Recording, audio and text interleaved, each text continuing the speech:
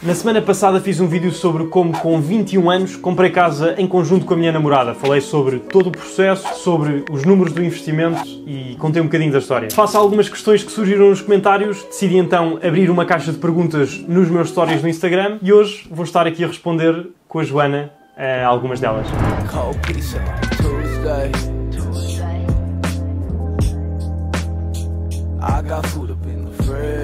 Malta, Joana, malta.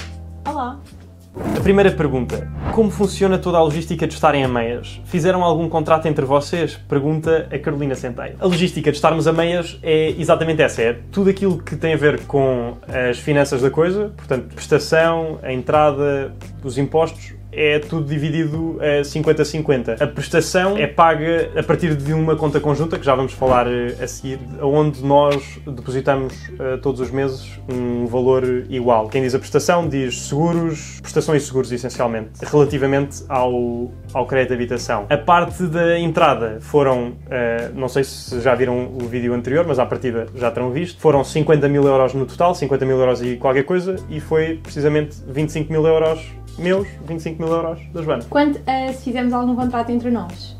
Não fizemos. Soubemos separar a relação do investimento, sempre olhámos desta maneira, portanto também achámos que se alguma vez alguma coisa não corresse bem... Ter os dois a perfeita noção de que uma coisa é a nossa relação, outra coisa é o dinheiro que temos os dois a 50% metidos ali e, portanto, obviamente, não só queremos reaver, como também queremos ver os frutos disso. Mas pronto, eu diria que isso é a última coisa em que estamos a pensar. O Martim Soares perguntou, após analisares todos os parâmetros de comprar uma casa, ainda te sentiste nervoso? Eu acho que a partir do momento em que fazemos toda uma análise prévia da casa. É um bom investimento porque os números fazem sentido, porque a localização em que se insere o imóvel à partida é de alto valor, vai corresponder com aquelas que são as expectativas do mercado para a mesma. A partir do momento em que, no pior dos cenários, não existe qualquer possibilidade de perda de capital, isso meio que tira a emoção toda ao processo e faz com que não haja essa componente de nervosismo. Se têm, por exemplo, a experiência de investir em ações, não ficam nervosos quando compram à partida uma ação da Tesla ou uma ação da Apple ou da Microsoft. É só mais uma e acho que é um bocado esse, apesar do valor avultadíssimo de investimento, é essa a ótica com que eu olho para a coisa. E tu, ficaste nervosa? Não fiquei nervosa. Porque já falávamos disto há bastante tempo, 24/7, tu percebes disto, então transferias essa tranquilidade, porque já estava inserida no meio, o meu trabalho está diariamente a analisar oportunidades de investimento. Ainda que num valor muito superior. E uma dinâmica diferente, mas comecei a saber reconhecer alguns padrões e portanto, consegui acompanhar todo o raciocínio dele quando estávamos a fazer a procura e a análise dos nossos possíveis investimentos, e isso fez-me sentido, e todas as questões que surgiram do facto de eu nunca ter comprado uma casa, podia contar com ele para me esclarecer, portanto, essa parte também estava assegurada. Full story de como se conheceram e há quanto tempo? Perguntou o Vasco. Isto há duas histórias distintas. Claramente. Há duas histórias distintas sobre como é que isto aconteceu. Em primeiro lugar eu estava a falar com um amigo, o Tiago, e ele começou-me a dizer que estava a trabalhar, tinha um part-time, a fazer vídeos para um youtuber português. E eu achei piada e perguntei-lhe que tipo de vídeos e assim, e ele disse-me. E eu fui ver e eu achei, uau, que fixe, pode estar a escrever sobre temas que nós gostamos, porque nós falávamos de investimento, imobiliário e finanças pessoais, e estás a ganhar dinheiro por isso, portanto, ótimo. Eu já me tinha cruzado com alguns vídeos dele durante a quarentena, mas entretanto não sei porquê, deixei de seguir. Voltei a ver os vídeos dele, vi um ou outro, porque estava interessada e disse ao Tiago, olha, se houver alguma vaga, eventualmente eu gostava imenso. Portanto, deixa de me seguir e depois... Sim, porque uma coisa é ser tua fã, outra coisa é ganhar dinheiro enquanto estou a estudar assuntos que eu gosto e estou a contribuir para educar pessoas. Isso é muito mais interessante. Faz sentido. Um dia o Tiago chega à casa, diz que teve um almoço com ele e com mais uns amigos, em que o meu nome vai à conversa porque eu era a miúda loira que trabalhava na Vanguard e tinham visto no LinkedIn. Portanto, começámos a falar sobre isso porque admirámos imenso o facto de alguém com a idade dela, a minha idade, estar a trabalhar numa empresa que eu tinha a impressão de que os colaboradores à partida tinham um nível mais senior. Miúda loira da Vanguard foi simplesmente uma forma de identificar sobre quem estávamos a falar. Exato, porque Joana não chegava. Mas depois ele seguiu no Instagram, eu não percebia muito bem de onde é que vinha o pedido. Depois, eu estava a fazer visitas aos empreendimentos da minha empresa e ele comenta ele é que comenta uma das minhas stories a dizer isso ainda está disponível e não sei o quê, a perguntar quais é que eram os apartamentos que estavam disponíveis. E a conversa começou aí, mas ele demorava imenso tempo para responder. Depois, eu desliguei, mas isto foi um dia. Portanto, a conversa continuou no dia a seguir e ele começa-me a fazer perguntas de quem é que eu era e o que é que eu fazia da vida e como é que estava a ser o meu trabalho. Eu fiz essas perguntas? Fizeste. E depois eu fiz exatamente as mesmas, a fazer-me despercebida que não tinha visto os teus vídeos a dizer o que é que eu estudei. Portanto, eu fiz algumas perguntas, apesar de já saber muitas coisas, porque fui pelo YouTube, mas não queria ser uma fã. Não era. Isto foi numa quarta-feira, 2 ou 3 dias depois, na sexta, ele abriu vagas para a mesma posição do Tiago, eu candidatei-me, preenchi o formulário, era na Páscoa. E começámos a falar a partir daí, depois o Tiago disse-me que ele tinha gostado muito da minha composição e tinha mandado para o grupo e não sei o quê, e eu já estava contente. Pensei, ok, vou ficar, era por isso que estava contente. A seguir foi tudo muito natural, fomos almoçar, na verdade fomos jantar, não, na verdade fomos ver um copo que virou a jantar, a conversa de horas. A primeira vez que nos vimos identificámos-nos bastante, a partir daí desenrolou-se e foi assim, foi rápido, mas fez sentido. Eu acrescentaria na minha versão que, primeiro, tudo começa com um gosto na história do Instagram. Que eu não sei que existe. A candidatura foi efetivamente bué da boa. Fiquei absolutamente espantado com aquilo que tinha sido escrito e a clareza com que foi expressado. Alguns aqui pelo meio fui também visitar o empreendimento de um amigo meu que me tinha convidado para ir lá ver a obra e depois estamos a falar também sobre promotores imobiliários e na conversa ele diz-me: olha, sabes que veio cá uma miúda ontem, entrou-me pela obra adentro e pediu para falar com o responsável da obra para aprender mais sobre o processo de construção de um imóvel. O resto, acho que a versão dela está bastante accurate. Qual a melhor maneira de gerir dinheiro em casal e como investir também em casal? Pergunta ao Rico Mota e também é muito relacionável com conta poupança junta e contas bancárias separadas ou como fazem a gestão das mesmas? Perguntou o João Canadas. Diria que principalmente termos os objetivos alinhados, prioridades bem definidas. Não fazia sentido eu querer investir e esse é um dos meus principais interesses e ele ser uma pessoa que só quer gastar aquilo que ganha, não é o contrário. No que toca a investimentos e à organização da nossa dinâmica financeira como um todo, temos cada um contas individuais, de onde saem as nossas despesas individuais. Portanto, se eu for jantar fora com amigos, ou se eu for comprar um Rolex, ou se eu for, sei lá, fazer uma viagem qualquer sozinho, isso é uma despesa minha. Da mesma forma que ela for com amigas, ou comprar roupa, ou o que quer que seja. Coisas assim do género, é uma despesa dela. Temos depois uma conta conjunta de onde saem as nossas despesas conjuntas. Portanto, comida de casa, a prestação do crédito de habitação e agora não é muito mais do que isso. Ainda bem.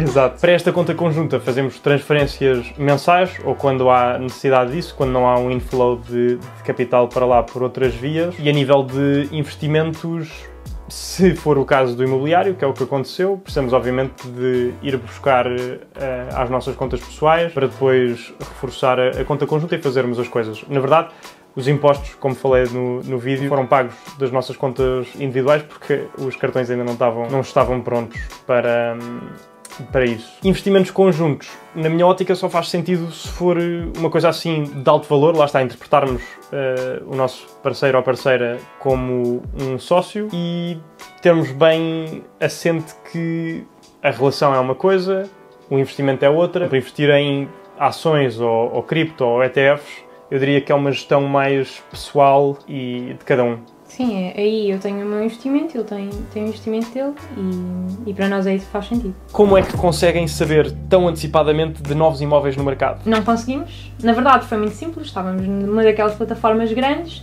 eu estava lá quase todos os dias à procura de novos, literalmente todos os dias, à procura de novos imóveis e do que é que podia fazer sentido para nós. Tivemos a sorte de estar lá e de encontrar aquele imóvel que fazia sentido e fomos os primeiros a contactar, ou dos primeiros a contactar, portanto, é assim, acho que é não parar de procurar e ter a sorte e a oportunidade. A sorte calha àqueles que se põem a jeito, não é? Portanto, nós pusemos-nos a jeito pusemos-nos a procurar diariamente em tudo o que era sítio, mas não foi nada de especial, não foi um leilão escondido num site qualquer secreto, não foi uma oportunidade que veio caída do céu, foi só uma pesquisa de vários dias, se não semanas, meses, que resultou nesse contacto que calhou ser o tal.